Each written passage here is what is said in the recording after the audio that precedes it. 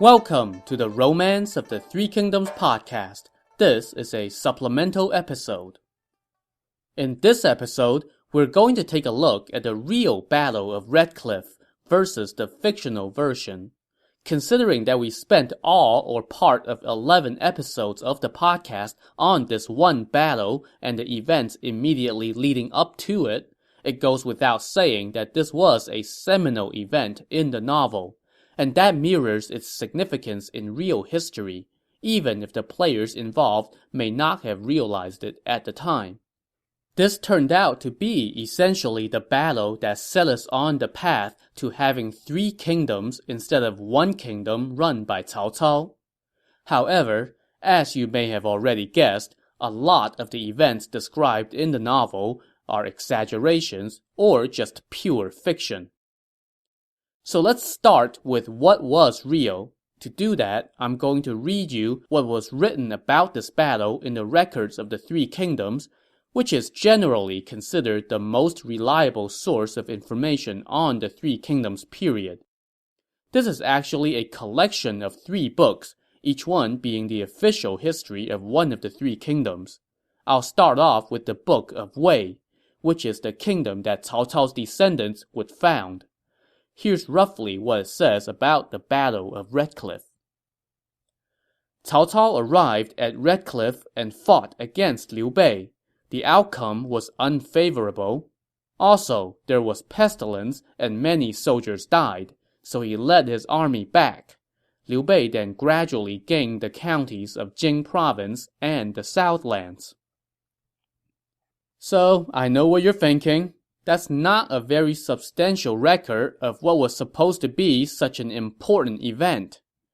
Perhaps we should not be surprised by this, since one can hardly fault Cao Cao's descendants for not wanting to spill too much ink on this less than glorious chapter in the career of their ancestor. But surely, Cao Cao's enemies would have much more to say about their triumph, right? Well, let's see what the Book of Shu, the official history of the kingdom that Liu Bei would create, has to say. Liu Bei sent Zhuge Liang to go form an alliance with Sun Quan. Sun Quan sent Zhou Yu, Cheng Pu, and a navy of several tens of thousands to join forces with Liu Bei. They fought against Cao Cao at Red Cliff and routed him, burning his ships. Liu Bei and the Dongwu troops advanced on land and water and pursued to Nanjun. At this time, there was pestilence, causing many deaths in the northern army, so Cao Cao retreated with his forces. Okay, so that's a little bit more, but still not that much. Let's see what's in the Book of Wu, Sun Quan's kingdom. Liu Bei moved to Xiakou and sent Zhuge Liang to meet with Sun Quan. Sun Quan sent Zhou Yu and Cheng Pu. At the time, Cao Cao had just added Liu Biao's forces and looked very strong. Many advisors were intimidated and advised Sun Quan to welcome him. Only Zhou Yu and Lu Su advocated resistance, which Sun Quan agreed with. Zhou Yu and Cheng Pu served as left and right commanders, each leading 10,000 men, and advanced with Liu Bei. They faced off at Red Cliff and routed Cao Cao's army. Cao Cao burned the remainder of his ships and retreated. His troops were starving and exhausted, and most of them died. Liu Bei, Zhou Yu, and company pursued him to Nanjun, and Cao Cao returned to the north. Okay, so once again, there's not really that much detail about the battle here. Based on these passages, here's what we know happened, or at least what the most reliable historical source says happened. Cao Cao pursued Liu Bei. Liu Bei joined up with Sun Quan. Zhou Yu and Lu Su talked Sun Quan into fighting instead of submitting to Cao Cao. Sun Quan sent several tens of thousands of men, and they, together with Liu Bei's forces, defeated Cao Cao at Red Cliff. Cao Cao's ships were burned, possibly by Zhou Yu, possibly by Cao Cao himself, or possibly a combination of both. Cao Cao then retreated, first to Nanjun, and from there, back to the north. As for what did not happen in real life, let's get to the first major discrepancy between fact and fiction: the size of the armies involved in this battle. In the novel, Cao Cao was said to have 830,000 men, which he conveniently rounded up to 1,000,000. While there doesn't seem to be much agreement in the historical sources about how many troops he actually had, it does seem to be significantly lower than 830,000. One source that I saw went as far as to estimate that Cao Cao may have only had about 70,000 troops in the field. But the figure that I've seen cited most often is about 230,000. As for his enemies, in the novel, Dongwu was said to have sent 50,000 troops, while Liu Bei was said to have about 10 to 20,000. From the historical sources, these numbers seem to actually be pretty close to reality. Zhou Yu was said to have led about 30,000 men, plus however many Liu Bei had. So Cao Cao still had a definite numerical advantage, though it certainly was not the overwhelming edge the novel portrayed. It was more like 4 or 5 to 1 instead of more than 10 to 1. One of the sources I came across relayed an interesting story. It said that at the time, Sun Quan only had 50,000 men altogether, and he sent 30,000 of them to help Liu Bei, with assurances that if things didn't go well, he would take the other 20,000 and send them as well. When Zhou Yu met Liu Bei and told him that he had brought 30,000 men, Liu Bei apparently said, "Well, that's not enough." And Zhou Yu basically answered, "Well, it will have to be." So now that we have addressed the numbers, let's turn our attention to another major discrepancy between fact and fiction, which is the role that Dongwu played in the outcome of the battle.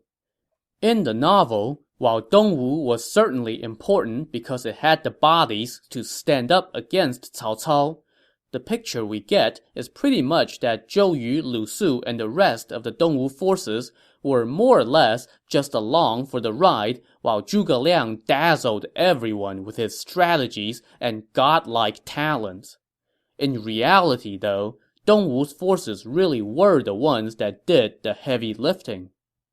For example, it was the Dongwu general Huang Gai who suggested to Zhou Yu that he should use fire, and Huang Gai actually did lead a fleet of fireboats under the pretense of defecting to Cao Cao to start the fire that consumed Cao Cao's ships. Of course, there isn't anything in the historical records quite so dramatic as Huang Gai willingly enduring a beating in order to convince Cao Cao that he was really defecting, or his friend Kan Ze risking his life to deliver the fake defection letter, or Zhou Yu tricking Cao Cao into executing his best naval commanders, or Pang Tong, aka Young Phoenix, convincing Cao Cao to tie his ships together. As for Zhuge Liang's actual involvement, he did indeed go to Dongwu as an envoy to convince Sun Quan to join forces with Liu Bei. And in that effort, he was successful. However, once the Southlands mobilized its army, Zhuge Liang seems to have faded into the background. In the chapter about his career in the records of the Three Kingdoms, there is basically no mention of him being involved in any of the military operations at the Battle of Red Cliff. And I'm sure this comes as a total shock to you. It's a safe bet that he did not actually convince heaven to change the direction of the winds for a couple days. Speaking of the winds, was there really a sudden shift in the direction of the winds that affected the battle? I have seen different things from different sources on this question. Some speculated that there was a temporary shift in the winds and that it was probably a local weather phenomenon, while others suggested that wind or no wind, the fire attack would have worked just fine. So, I don't really know. Oh, and that episode where Zhuge Liang tied a bunch of straw men to boats and sailed them out onto a foggy river to borrow 100,000 arrows from Cao Cao? Believe it or not, something like that actually did happen. but it was not Zhuge Liang who did it, and it did not happen at Red Cliff. Instead, it was Sun Quan who pulled off this trick, and he did it in a later battle against Cao Cao. But, like so many of the Dongwu characters, Sun Quan gets the shaft here, in the name of deifying Zhuge Liang. In the real battle, there was a much more significant player than the winds or Zhuge Liang's godlike abilities. But this player's role was severely downplayed in the novel. I'm talking about disease. In the novel, this was only mentioned in passing as one of the reasons that Cao Cao decided to tie his ships together. In reality, though, disease appears to have taken a significant toll on Cao Cao's troops and was as much a reason for his decision to fall back as the defeat in the battle itself. We can see evidence of this in that the histories of all three kingdoms in the records of the three kingdoms make it a point to mention pestilence among Cao Cao's troops. But I suppose it's not great storytelling to say Cao Cao decided to go home because his guys were getting sick. Finally, let's talk about Cao Cao's desperate escape after the battle and his encounter with Guan Yu at the narrow path of Huarong Trail. In the novel, Zhuge Liang, in his infinite wisdom, had foreseen that Cao Cao would run in that direction, but also in that infinite wisdom, Zhuge Liang had foreseen that it was not yet time for Cao Cao to die, so he sent Guan Yu to defend that position, knowing full well that Guan Yu, out of a sense of honor and obligation, would let Cao Cao go. In reality, however, everything I have read pretty much says this did not happen. Much of what we know about what actually happened comes from a later edition of the records of the Three Kingdoms. This edition was produced more than a century after the original was compiled.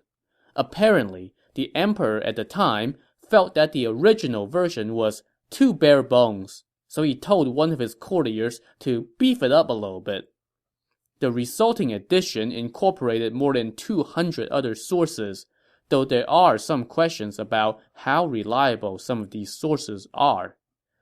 In any case, much of the Huarong Trail episode is derived from one of these sources.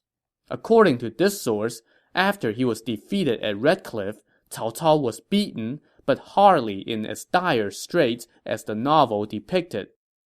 As his army retreated, there were some enemy troops in pursuit, but there was no mention of any ambushes along the way.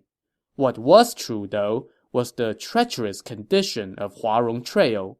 It was apparently as muddy as the novel said, and many of Cao Cao's troops did die on the stretch of their retreat.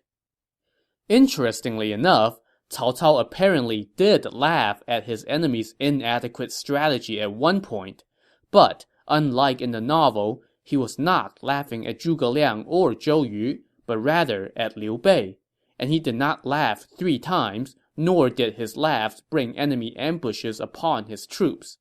Instead, he only laughed once, after his army had retreated out of Huarong Trail.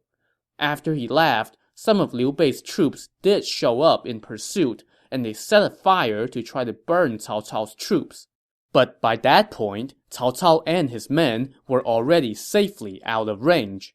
There was certainly no mention of any groveling for mercy on Cao Cao's part, and I doubt that it would have done him much good if he really had been in that situation.